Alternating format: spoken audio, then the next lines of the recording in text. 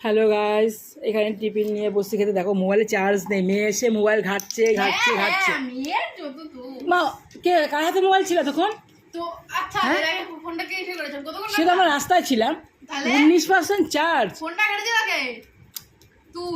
আর দেখো এখানে এই যে রুটি তরকারিটা করে রেখেছিলাম, এসে রুটি করলাম। কোথার থেকে এসেছি সেটা জানতে চাইছি, তাই তো? এই যে মেয়েকে পড়তে নিয়ে যাই রবিবার দিন, আমার এই ব্যস্ততা থাকে। রান্না বান্না কিছুটা পুরোটাই ধরতে গেলে সেরে গেছি, আর কিছুটা বাকি আছে। সাথে রুটি আর মিষ্টি আছে।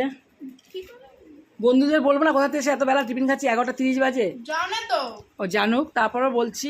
যাই বন্ধুরা, ভিডিওটা দেখো, লাইক করে কমেন্ট করো, শেয়ার করো। আর দুটো যা ঘরে আছে একসাথে, সে কিরকম যুদ্ধ হতে পারে সারাদিন কুটকুটানি।